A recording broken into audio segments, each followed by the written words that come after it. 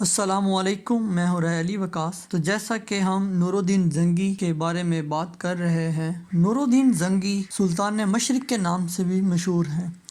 تمام مورخین اس بات پر متفق ہیں کہ سلطان نور الدین زنگی بہت ہی کفایت شار تھے، اور تمام مورخین اس بات پر بھی متفق ہیں کہ حکومت کے بیت المال سے ایک پیسہ نہیں لیا انہوں نے۔ اس سلسلے میں نور الدین زنگی اور اس کی بیوی جو سلطانہ کہلاتی تھی، ان کے درمیان ایک مکالمہ جو قارئین کی دلچسپی اور معلومات کے لیے تحریر کیا جاتا ہے، ہم آپ کے سامنے آج پیش کرتے ہیں۔ سلطان دمشق کے قصر کبیر میں رہتا تھا، لیکن اس کی بیوی کی یہ حالت تھی کہ اس کے پاس 4 جوڑے کپڑے کے علاوہ 5واں جوڑا نہ تھا۔ کسی تقریب کے موقع پر بیگم نے نہایت عاجزی سے سلطان سے عرض کیا، جہاں پناہ، اگر تقریب میں پہننے کے لیے 2 جوڑے کپڑے بنوانے کا حکم صادر فرمایا جائے تو عین نوازش ہوگی۔ نور الدین زنگی نے ذرا توقف کے بعد کہا، بیگم 4-5 ماہ پہلے تو 2 جوڑے بنوائے تھے، وہ کیا ہوئے؟ بیگم نے تانک کے جواب دیا، میں نے وہ 2 جوڑے اس وقت بنوائے تھے جب پچھلے کپڑے پھٹ کے چتھڑے ہونے لگے تھے۔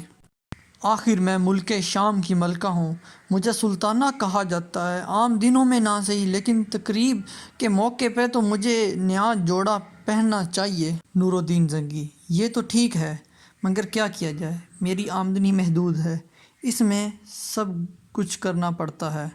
سلطان نے مناعت سے جواب دیا۔ سلطانہ کو اور زیادہ طائش آیا۔ اس نے سخت لہجے میں کہا، اگر آپ دن رات محنت کرتے ہیں، جنگ میں فوج کے آگے چلتے ہیں، تو کیا اتنے بڑے شاہی خزانے پر میرا کوئی حق نہیں؟ بیگم، تمہارے سوچنے کا یہ انداز غلط ہے، سلطان نے سرزنش یا سمجھانے کے انداز میں کہا۔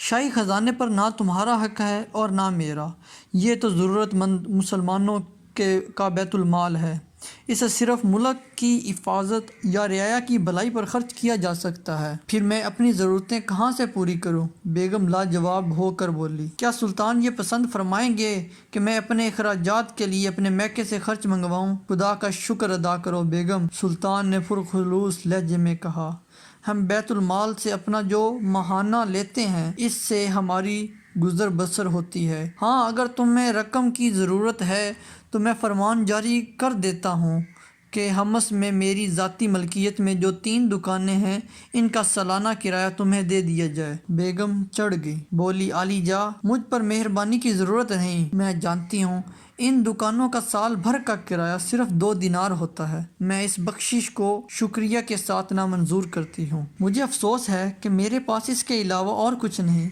میں رعایا کی امانت میں ہاتھ لگانے سے مجبور ہوں، سلطان نے صاف جواب دیا۔ اس چھوٹے سے واقعے سے سلطان نور الدین زنگی کے زندگی گزارنے کا انداز ظاہر ہوتا ہے۔ بیت المال کے اس خزانے سے ہی اتنا بڑا لشکر تیار کیا تھا جو نصرانیوں کو آنکھیں دکھاتا رہا۔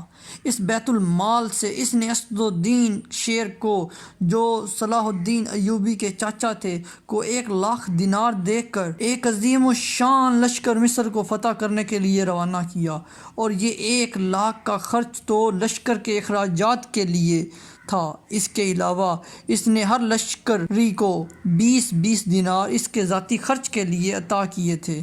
بہرحال سلطان نور الدین زنگی کی کفایت شاری یا دور اندیشی تھی جس کی طفیل مصر فتح ہوا۔ نصرانیوں کو نہ صرف بلبس اور اسکندریہ میں ہزامت اٹھانا پڑی، بلکہ جب شاہ صفیہ نے 282 جہازوں کے بیڑے سے اسکندریہ پر چڑھائی کی تو انہیں منہ کی کھانا پڑی، اور پھر یہ ایک زمانے تک مقابلے میں نہ آ سکا۔ بلا شبہ زلطان نور الدین زنگی ایک شجاع، نیک دل اور نیک طبع انسان تھے۔ اس نے ساری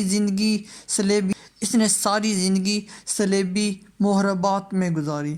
جہاں تک اس کی دیانت داری کا تعلق ہے تو اس کے لیے وہ واقعہ ایک ثبوت کے طور پر پیش ہے جب اسے خود حضور اکرم صلی اللہ علیہ وسلم کی 3 رات لگاتار زیارت ہوتی رہی، جو حضور کی قبر کی طرف سرنگ کھود رہے تھے۔ یہ واقعہ انشاءاللہ ہم نیکسٹ ویڈیو میں دکھائیں گے۔ ہمارے چینل کو سبسکرائب کیجئے، ویڈیو کو لائک کیجئے اور بیل کے آئیکن پہ پریس کیجئے۔ اللہ حافظ۔